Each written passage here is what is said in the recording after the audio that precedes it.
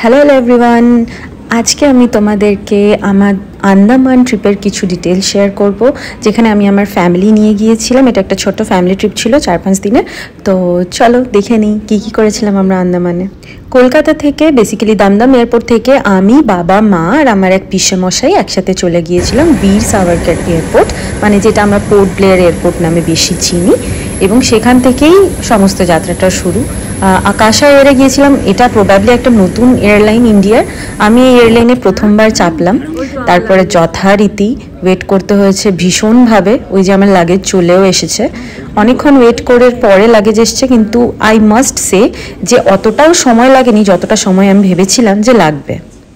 এটা ছিল view from আমাদের প্রথম দুদিনের স্টে, যার নাম ছিল সি শোর রেসিডেন্সি। এটা পোর্ট ব্লেয়ারে ছিল। আর এইখানে এই রেসিডেন্সিতে থাকার জন্য মোটামুটি কস্ট লেগেছিল 2 দিনের 8,000 থেকে 8,500 টাকা, দুটো রুম ইনক্লুডেড। একটা আম পাওয়া গেছে শীতকালে আন্দামানে, ডিসেম্বর মাসে।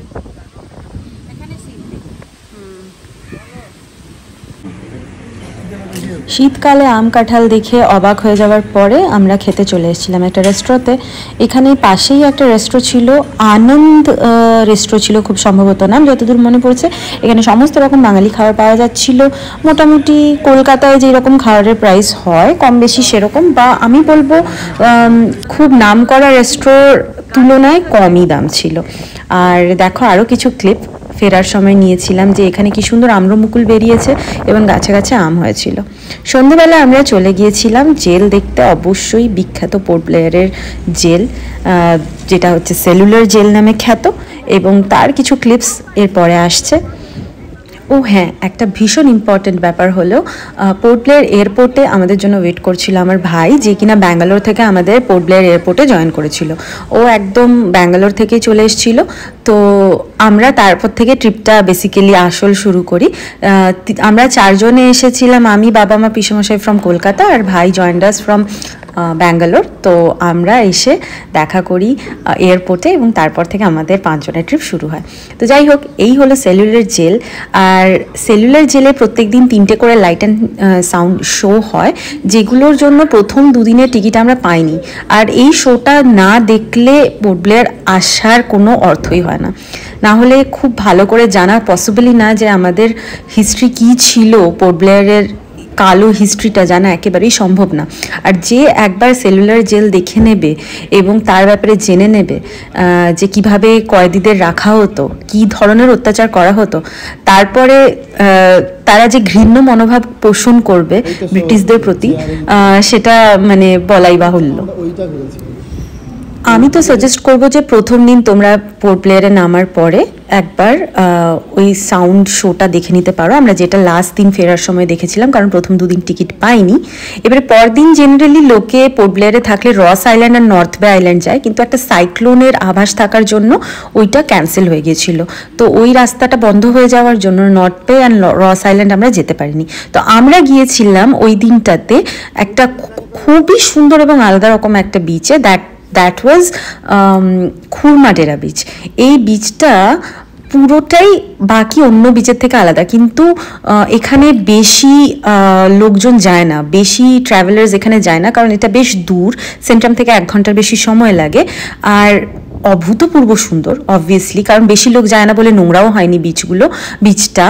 আর এখানে বিচটা বেসিক্যালি কালো, কারণ কি যে কালো ব্যাপারটা দেখা যাচ্ছে বিচে, এটা পুরোটাই কিন্তু ওখানকার যে কোরালগুলো আছে ওই কোরালের কালো, মানে কোরালটা ওখানে এমনভাবে ড্রাই হয়েছে যে কালো হয়ে গেছে। আর এখানে হাঁটা কিন্তু বেশ কষ্ট সাপেক্ষ, কারণ কি পায়ে ওগুলো ফুটতে থাকে, জুতো চপ্পল পরে থাকার পরেও এই কোরালগুলো পায়ে ফুটতে থাকে।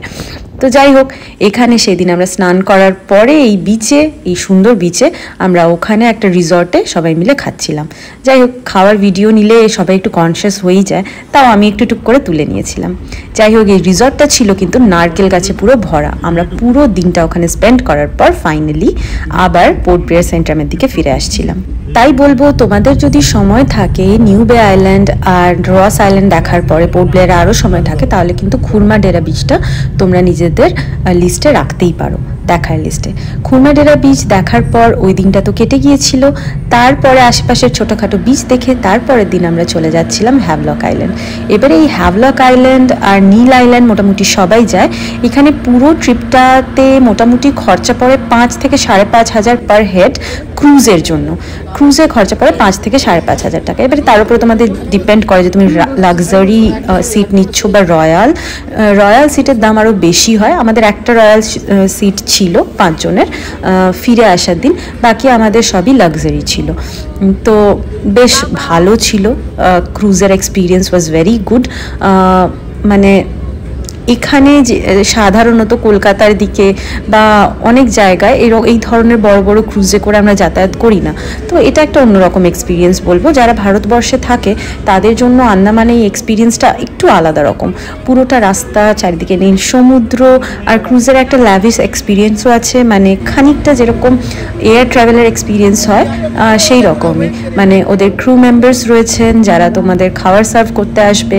সো একটু আলাদা এক্সপিরিয়েন্স, বেশ ভালো লাগলো। তবে হ্যাঁ, যাদের একটু মোশন সিকনেস আছে আমার মতো, তাদেরকে আমি সাজেস্ট করব যে একটা বমির ওষুধ খেয়ে ওঠাই ভালো। হ্যাভলকে আমরা অনিবেশ বলে একটা হোটেলে স্টে করেছিলাম 1 রাত্রের জন্য। আর এই ছিল আমাদের সেই স্টে। এটা একমাত্র স্টে ছিল যেখানে আমরা 5 জন একটাই রুমে স্টে করতে পেরেছিলাম, কারণ রুমটা ছিল হিউজ। যদিও পুরো রুমটা আমি দেখালাম না ঠিক করে, কারণ সেই সময় কেউ একটা চেঞ্জ করছিল, কিন্তু এই রুমটা ছিল ভীষণ বড়। আর বাইরে থেকে ভিউটা কিছুটা এরকম ছিল। সেই দিন ওয়েদারটা একটু ক্লাউডি ছিল, কিন্তু সেটা কোনো রকম বাধার সৃষ্টি করেনি আমাদের অ্যাক্টিভিটিতে। সেই দিন হোটেলে ঢোকার পরে ব্রেকফাস্ট করে এই ভিউ দেখতে দেখতে আমরা চাটা খেয়ে নিয়েছিলাম। এবং তারপরে ছিল আমাদের সেই বহু প্রতীক্ষিত অ্যাক্টিভিটি আমার আর ভাইয়ের ডিপ সি ডাইভিং। তো বেসিক্যালি চলে গিয়েছিলাম ডিপ সি ডাইভিংয়ের জন্য। এরা মোটামুটি পার হেড 4,500 থেকে 5,000 মতো টাকা নেয়, ইনক্লুডিং ভিডিও। তো এটা আমাদের একটা অনবদ্য এক্সপিরিয়েন্স ছিল। আমি প্রথমে জলে ফেলে দিল আমাকে, তারপরে ভাইকে অক্সিজেন সিলিন্ডার পরিয়ে জলে ফেলে দিয়েছিল। এবং তারপরে আন্ডার ওয়াটার আমরা যা যা দেখেছি সেটা হয়তো আমি আর ভাই দুজনেই কোনোদিনই ভুলতে পারবো না। শুনতে সহজ লাগলেও ব্যাপারটা কিন্তু একদমই সহজ না। জলের তলায় মাস্ক পরে অক্সিজেন সিলিন্ডার নিয়ে কিন্তু নিঃশ্বাস নেওয়া ভীষণ কষ্টকর। অনেকগুলো ট্রিক একটা ছোট্টখাট্টো 10-15 মিনিটের ট্রেনিংয়ে ওরা শিখিয়ে দেয়, কিন্তু সেটা অনেক সময় ইনাফ হয় না। আমি যখন প্রথমবার ডাইভ করি সেখানে 5-10 মিনিট পর কিন্তু 5-10 মিনিটও বলবো না, উইদিন 5 মিনিটস আমার কিন্তু মুখে চোখে জল ঢুকতে শুরু করে। তারপরে বোঝা যায় যে আমার মাস্কটা কিন্তু আমার জন্য ঠিক ছিল না, ঠিকভাবে আঁটছিল না আমার মুখের মধ্যে। তো পরে ওরা আবার চেঞ্জ করে আমাকে একটা অন্যরকম মাস্ক দেয় যেটা মুখের ওপর পরা আছে। তারপরে আমি ঠিক মতো নিঃশ্বাস নিতে পারি এবং পুরো ডাইভটা করি। তো দেখতেই পাচ্ছ এটা সেই ডাইভের একটা ফুটেজ। আমি এটা চাইলে শর্ট করে দিতে পারতাম, কিন্তু আমি চাই যে তোমরাও দেখো যে আমি কি কি দেখেছিলাম সেই দিন ওই ডাইভে। ফুটেজটা ছিল মাত্র 2 মিনিটের, বাট জলের তলায় আমরা প্রায় 20 মিনিট মতো ছিলাম আমার আন্দাজ অনুযায়ী। ওরা 15 থেকে 20 মিনিটের বেশি এন্টারটেনও করে না। তো যাই হোক, আর 15-20 মিনিট জলের তলায় থাকা মানে বিশাল ব্যাপার। সকলে কিন্তু 15 থেকে 20 মিনিট থাকতেও পারে না, কারণ যত জলের প্রেশার নিচে তুমি যাও আর জলের প্রেশার বাড়তে থাকে, কান বন্ধ হতে থাকে, অনেক রকম প্রবলেম লাগে, মাথা ঝিমঝিম করতে থাকে, কারণ নিচে কিন্তু জলের প্রেশার খুব থাকে। এটা আমরা ডাইভ করেছিলাম 15 মিটার নিচে অবধি। আমি 15 মিটার নিচে অবধি যেতে পেরেছিলাম। অনেকে তারও নিচে যেতে পারে, কিন্তু 15 মিটার নিচে যাওয়ার পরেই আমার মোটামুটি মাথা ভারী হতে শুরু করেছিল। তো আমি ওদের সাইন দিই যে আমি উপরে যেতে চাই, তো ওরা উপরে নিয়ে আসে। তো মোটামুটি 15 থেকে 20 মিনিট আমি জলের তলায় ছিলাম, এরকম উটপটাং নাচ করেছিলাম, কারণ আমার খুব ভালো লাগছিল নানা রকম মাছ, নানা রকম ডিপ সির ক্রিয়েচার্স দেখে, অনেক রকম কোরাল দেখে। তো এই অনুভূতিটা অনেক কঠিন অর্জন করা হলেও আমার জন্য এটা কোনোদিনও ভুলবো না। এবং সুযোগ হলে আমি হয়তো আবার যাব, আবার এরকম পাগলামি করব। আমার অ্যাডভেঞ্চার স্পোর্টস করতে ভালো লাগে, তবে খুব বেশি সুযোগ হয়ে ওঠেনি এখনো অবধি। তো এটা হলো one of the sports that I liked. এরপরে আমরা লাঞ্চ টাঞ্চ করে চলে গিয়েছিলাম রাধানগর বিচে। রাধানগর বিচে মোটামুটি আমরা অনেকটা সময় স্পেন্ড করি। রাধানগর হচ্ছে গিয়ে one of the cleanest beach of India. আর এইরকম ধরনের সুন্দর সবুজ বিচ কিন্তু খুব কমই দেখেছি আমি, শুধুমাত্র ভারতে না, ভারতের বাইরেও এত সুন্দর বিচ কিন্তু দেখাই যায় না। এটা ব্লু ফ্ল্যাগ ট্যাগড একটা বিচ, মানে ক্লিনলিনেসের জন্য, সৌন্দর্যের জন্য ব্লু ট্যাগটা দেওয়া হয়ে থাকে। তো এই বিচে থাকার এক্সপিরিয়েন্স আমার অনেক সুন্দর ছিল। এই বিচে সবাই আসতে চায়, মানে এই বিচটা যারা সমুদ্র পছন্দ করে তাদের জন্য এটা একটা লিস্ট, কিন্তু এই বিচে আসাটায় তাদের একটা উইশ লিস্ট হওয়া উচিত।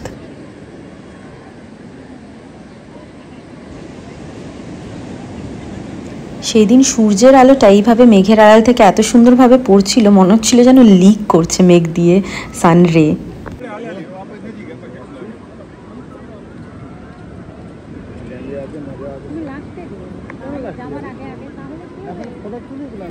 হ্যাভলকে মোটামুটি আমাদের 1 নাইট ছিল আর 1.5টা মতো দিন ছিল, 1.5 ডে।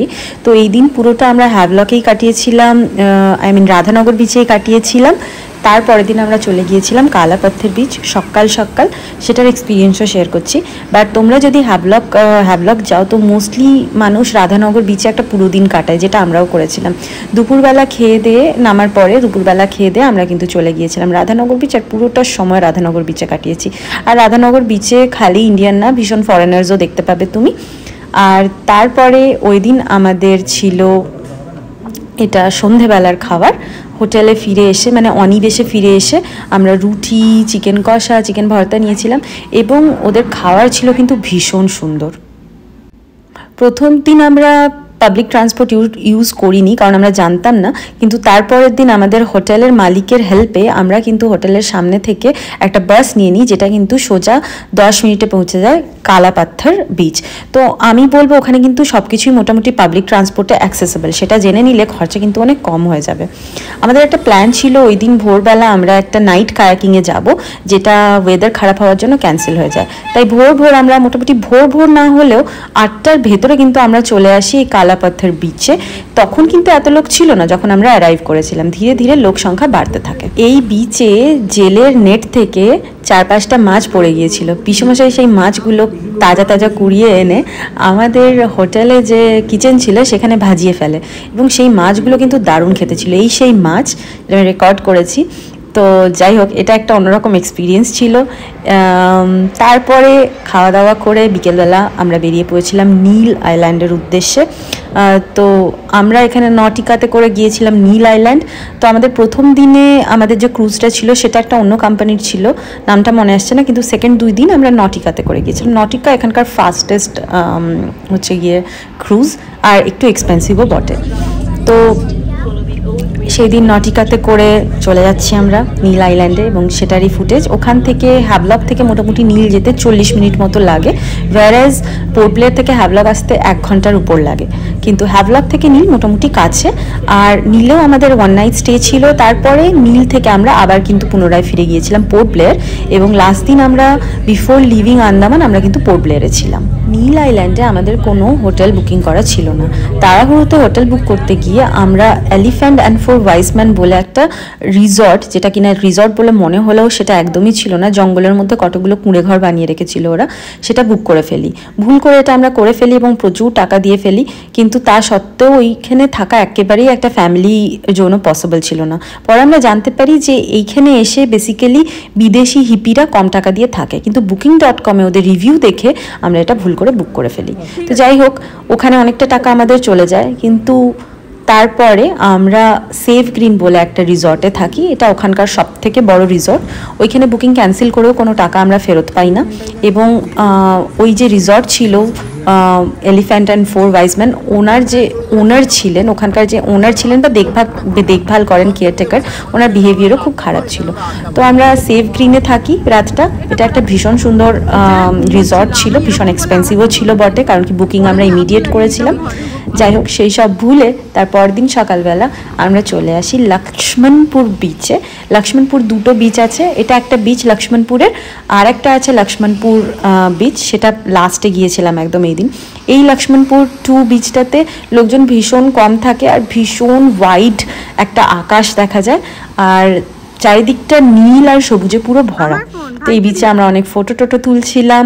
এখানে খুব বেশি সময় দিতে পারিনি, কারণ ওই রাতটার পরে মোটামুটি এই দিনটাই পুরো ছিল আমাদেরকে পুরো নীল আইল্যান্ডটা ঘুরে দেখার জন্য। যদিও নীল আইল্যান্ড কিন্তু খুবই ছোট, 9 কিলোমিটার রেডিয়াসের মধ্যেই পুরো আইল্যান্ড শেষ হয়ে যায়। তাই লক্ষ্মণপুর বিচ দেখার পর আমরা চলে এসেছিলাম ভরতপুর বিচে। ভরতপুর বিচে অনেক রকম ওয়াটার স্পোর্টস হয়। তো মা বাবা যেহেতু ডিপ সি ডাইভিং বা অন্য কিছু করতে পারেনি হ্যাভলকেও, সেহেতু গ্লাস বটম বোটে আমরা চেপেছিলাম, যেখানে সারফেসটা মানে বোটের নিচের দিকটা পুরো গ্লাসের হয় এবং সেইটা দিয়ে মোটামুটি কোরাল, আর ওটা হচ্ছে গিয়ে ম্যাগনিফাই করে, ওটা একটু মনে হয় যে কাছে আছে আর কি নিচের কোরাল আর ফিশগুলো। ওইটা গ্লাসটা এমনই একটু ম্যাগনিফাইং গ্লাস টাইপের। তো ওইটা দিয়ে নিচে যখন ওরা সমুদ্রে একটু নিয়ে যায়, তো নিচে মোটামুটি 5 থেকে 8 মিটার নিচে যে কোরালস আর যে সামুদ্রিক প্রাণীগুলো থাকে, মাছ টাছ মোটামুটি দেখা যায় আর কি ভালো করে। আমার মনে হয় ওরা আরও ভালোভাবে এটাকে মেনটেন করতে পারে, গ্লাসটাকে আরও ক্লিন করলে আরও ভালোভাবে দেখা যাবে। তবে মোটামুটি যেটুকু দেখা গেছে সেটা মন্দ না। এখানে আমি চেষ্টা করেছি একটু পিকচার নেওয়ার যে কি দেখা যাচ্ছে, বাট ফোকাস করতে পারছিল না ক্যামেরা। কিন্তু আসলে কিন্তু খুব ভালোভাবেই নিচে জলের নিচে ইভেন কালারও, কোন কোরালের কি কালার, কোন প্রাণীর কি কালার, সেটা কিন্তু খুব ভালোভাবে বোঝা যাচ্ছিল ওই গ্লাস বটমটা দিয়ে। তো মা বাবা এটা বেশ এনজয় করে, কারণ কি আমার বাবা তো ভীষণভাবে চাইছিল ডিপসি ডাইভিং করার জন্য, কিন্তু বাবার এজ যেহেতু 55+ হয়ে গেছে, আমার বাবা 57, সেই কারণে বাবাকে করতে দেয়নি ডিপসি ডাইভিং। তো বাবা এটা দেখেই আর কি নিজের মনোবাসনা পূরণ করে নিয়েছিল। আমার বাবা ভীষণ অ্যাডভেঞ্চারাস, আমার মা যদিও এইসব একটু ভয়ই পায়, তাও বাবা কিন্তু ভীষণ অ্যাডভেঞ্চারাস, আর বাবার মধ্যে ওই চাইল্ড লাইক ব্যাপারটা এখনো রয়েছে আর কি। তো এটা দেখে বাবা, মা, পিসেমশাই এরা 3 জন যারা অন্য স্পোর্টসে পার্ট নিতে পারেনি, তারা ভীষণই এনজয় করেছিল। আর সামহাও এতক্ষণ জলের তলায় থাকার পরেও এটা কিন্তু আমি আর ভাই আলাদা রকমভাবে নতুন করে এনজয় করছিলাম, যে জলের তলায় যা যা দেখেছি সেগুলো জলের ওপর থেকেও দেখা যেতে পারে। তো এটা একটা অন্যরকম এক্সপিরিয়েন্স ছিল, ভালো লাগছিল সমুদ্রের মাঝে গিয়ে জলে না ভিজেও জলের তলার জিনিস এভাবে উপভোগ করতে।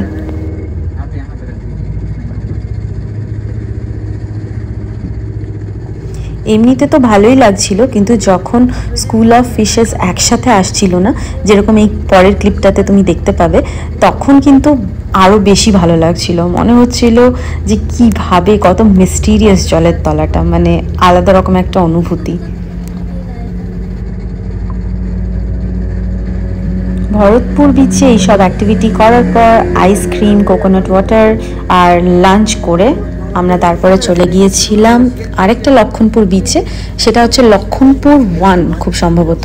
লক্ষণপুর 1 বিচটা না খানিকটা চাঁদিপুর বিচের মতো, ওখানে জল চলে আসে আর তারপরে দিনে 2 বার করে জল আবার দূরে সরে যায়। সেই কারণে যখন জলটা দূরে সরে যায় তখনই পাথরের ফাটলে ফাটলে এরকম মাছ টাছ আটকে থাকে। তো নানা রকম সি ক্রিয়েচার ওখানে কিন্তু আমরা দেখতে পেয়েছিলাম। তো এই ধরনের মাছগুলো ওখানে দেখা যাচ্ছিল, কাঁকড়া দেখা যাচ্ছিল জলের মধ্যে। তো ওই বীজটা একটা অন্যরকম অভিজ্ঞতা। এইটা হচ্ছে গিয়ে যেমন ধরো sea cucumber, which was apparently very poisonous. এটা একটা অন্যরকম কিউকাম্বার ছিল, সি কিউকাম্বার ছিল। আর এই যে টেন্টাকেলসগুলো দেখা যাচ্ছে না, যেগুলো বেরিয়ে বেরিয়ে আছে, ওগুলো কিন্তু এক একটা বিটল স্টারফিশ। তো এটা একটা অন্যরকম এক্সপিরিয়েন্স ছিল এই পুরো বিচটাতে। এই হচ্ছে সেই সমুদ্র তট যেখানে এই সমস্ত প্রাণীগুলো দেখা যায়। এই বিচটাতে না অনেক গর্ত থাকার জন্য পা ফেসে যাওয়ার বা পা দুমড়ে মুচড়ে যাওয়ার অনেক চান্সেস রয়েছে। তাই যখন তোমরা এই বিচটাতে যাবে তো একটু দেখে শুনে যাবে। তবে হ্যাঁ, এই বিচটাতে এইসব প্রাণী যেগুলো আমি তোমাদেরকে প্রথমেই ক্লিপে দেখিয়ে দিলাম, সেসব প্রাণী দেখানোর জন্য কিন্তু অনেক লোক আছে যারা বলবে যে 1500 টাকা দিলে সব কিছু দেখিয়ে দেবে। তোমরা ইন্টারেস্টেড থাকলে তাদেরকে নিতে পারো, তাদেরকে পে করতে পারো। কিন্তু আমরা তাদেরকে পে করিনি, আমরা নিজেরাই ঘুরে ঘুরে এই ধরনের প্রাণীগুলো দেখে নিয়েছিলাম। তো এটা একটা অন্যরকম এক্সপিরিয়েন্স ছিল। প্রত্যেকটা বিচই নীল আইল্যান্ডে 3টে বিচ যে দেখলাম, ভরতপুর, লক্ষণপুর 1, লক্ষণপুর 2, সব কটা কিন্তু আলাদা ছিল। তবে লক্ষণপুরের এই বিচটাতেই অ্যাজুয়ার উইন্ডোর মতো একটা প্রকৃতিজাত একটা উইন্ডো সৃষ্টি হয়েছে পাথর ভেঙে ভেঙে, যেটা দেখার জন্যই বেশিরভাগ লোক এখানে আসে। আর তার সাথে অ্যাডিশনাল জিনিস যেটা দেখতে পায় সেটা হচ্ছে গিয়ে নানা রকম সামুদ্রিক জীব, যেগুলো সমুদ্রের তটে এসে আর ফেরত যেতে পারে না।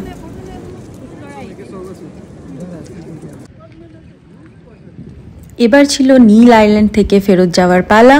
তো আমরা চলে যাচ্ছিলাম আমাদের ক্রুজের উদ্দেশ্যে। তো এই দিন আমরা আবার পোর্ট ব্লেয়ার ফেরত যাচ্ছিলাম। দিনটা ছিল 3rd ডিসেম্বর। তো এই দিন ফেরত গিয়ে আমরা পোর্ট ব্লেয়ারেই থাকার প্ল্যান ছিল। আর যেই প্রথম 2 দিন আমরা দেখতে পাইনি পোর্ট ব্লেয়ারের ওই লাইট অ্যান্ড সাউন্ড শোটা সেলুলার জেলের, সেটা এই দিন সন্ধেবেলা 7টার সময় স্কেডিউল ছিল। তো আমরা একদম ভীষণই এক্সাইটেড ছিলাম ওই দিন পোর্ট ব্লেয়ার ফেরত যাওয়ার জন্য, কারণ আমার ফ্রেন্ড গৌরী, যে আমাকে প্রথম আইটিনারিটা দেয় আন্দামানের, যেটা থেকে আমি ঘুরতে গিয়েছিলাম এই জায়গাগুলো, সে কিন্তু আমায় বারবার বলে দিয়েছিল যে আর কিছু দেখ বা নাই দেখ, লাইট অ্যান্ড সাউন্ড শোটা একেবারেই মিস করবি না। আমি কিন্তু মিস করিনি। তো প্রথম 2 দিন পোর্ট ব্লেয়ারে যখন ছিলাম সেটা দেখতে পাইনি, কিন্তু লাস্ট দিন ফেরত যাওয়ার আগের দিন আমরা সেটা কিন্তু দেখতে পেয়েছিলাম। এই লাইট অ্যান্ড সাউন্ড শোটাতে 700 মতো সিট থাকে। তো প্রচুর ভিড় ছিল সেই দিন সন্ধ্যেবেলা। পোর্ট ব্লেয়ারে ফিরে আমরা যখন জেলের কাছে গিয়েছিলাম দেখেছিলাম লম্বা লম্বা সব লাইন। তো যাই হোক, তাড়াহুড়োর কোনো দরকার ছিল না, কারণ প্রত্যেকের জন্য সিট অ্যাসাইন থাকে আর কি, যেরকম আমরা মুভি হলে সিট অ্যাসাইন থাকে এখানেও থাকে। তো যে যেরকম টিকিট কাটে সে সেরকম সিটে বসতে পায়। তো সেটার জন্য লাইন দিয়ে ভিড় ভাট্টায় যাওয়ার কোনো দরকার নেই। তবে হ্যাঁ, একটা কিউ তো দাঁড়াতেই হবে যাতে পরপর আমরা ঢুকতে পারি। এই শোটা কিন্তু একেবারেই প্রহিবিটেড ছিল মানে রেকর্ড করা, তাই আমি সেটা সম্মান করে রেকর্ড করিনি, যদিও প্রচুর মানুষ লুকিয়ে লুকিয়ে রেকর্ড করছিল, যেটা আমার খুবই অপছন্দের একটা বিষয় আর কি। কোনো জিনিস যেটা নিষিদ্ধ সেটা কোনো নির্দিষ্ট কারণেই নিষিদ্ধ, তাই সেটা না করাই আমি শ্রেয় মনে করি। এই শোটার ব্যাপারে যত বলি তত কম। তো মন ভারী করে দেওয়া একটা শো। সেই শোটা দেখার পর আমরা আমাদের স্টেতে ফেরত আসি। হোটেল সি ভিউ বলে একটা আমরা স্টেতে ছিলাম। এটা বেসিক্যালি একটা হোমস্টে ছিল। আমরা 2টো বড় বড় রুম নিয়েছিলাম, যেখানে আমাদের ব্যালকনি অ্যাটাচ ছিল। তো এরকম একটা ব্যালকনি ছিল আমাদের রুমটাতে, আর 2টো রুমই ভীষণ বড় ছিল। মানে আমরা তো একটা টাইম পরে ভেবেছিলাম যে আমরা 2টো আলাদা আলাদা রুম কেন নিলাম, একটা রুমই তো ইনাফ ছিল। তো যাই হোক, 2টো রুম নেওয়া হয়ে গিয়েছিল। তো ভীষণ ছড়িয়ে ছিটিয়ে আমরা সেদিন লাস্ট রাতটা পোর্ট ব্লেয়ারে কাটিয়েছিলাম। খুব ভালো একটা এক্সপিরিয়েন্স ছিল রুম নিয়ে, যেটা আমাদের নীল আইল্যান্ডে একটা ট্রমাতে চলে গিয়েছিলাম আমরা প্রথম, মানে যে রেসিডেন্সি বা প্রথম ওই কটেজ এরিয়াটাতে গিয়ে যে এখানে থাকতে হবে, এখানে ছিল তার বিপরীত। এত বড় বড় রুম দেখে, রুমের বাইরের ভিউ দেখে আমাদের মনটা পুরো ভালো হয়ে গিয়েছিল। এটা হচ্ছে তার পরের দিন সকালবেলা, একটা বে ভিউ ছিল আমাদের রুম থেকে। তো এটা ভীষণই সুন্দর লাগছিল পোর্ট ব্লেয়ারের লাস্টের দিন এটা। তারপরে আমরা অ্যাকচুয়ালি নিজেদের ব্রেকফাস্ট করে এয়ারপোর্টের দিকে রওনা দিয়েছিলাম। তার আগে কিছুক্ষণ সময় সকালবেলা ঘুম থেকে উঠে এই ভিউটা আমরা উপভোগ করে নিয়েছিলাম। এয়ারপোর্টে সময়টা খুব কষ্টের ছিল, তার কারণ আন্দামান তো ছাড়ছিলামই, ট্রিপটা শেষ হচ্ছিল, তার সাথে আমাদেরকে ভাইকেও ছাড়তে হয়েছিল। ভাই চলে গিয়েছিল ব্যাঙ্গালোর, যেরকম অন্য সিটি থেকে এসেছিল সেরকম অন্য সিটিতে চলে গিয়েছিল। বাকি আমরা 4 জন ফিরে গিয়েছিলাম দমদম। ভাইয়ের কাজটাই এরকম যে ও বেশি বাড়ি আসতে পারে না। আমি বিদেশ থেকে যত বেশি না বাড়ি আসি তার থেকে অনেক কম ভাই নিজের দেশে থেকে, ব্যাঙ্গালোর থেকে মানে খড়গপুর যেতে পারে। তার কারণ ও রিসার্চ করে, ওকে অনেকটা সময় দিতে হয় ওই কাজে। তো যাই হোক, এই ছিল আমাদের ট্রিপ, এই ছিল আমার ছোট্ট ব্লগ। আমি ডেসক্রিপশনে ছোট্ট করে লিখে দেবো যে কোন দিন কোথায় গিয়েছিলাম তোমাদের সুবিধার জন্য। আজ তবে চলি, বাই বাই।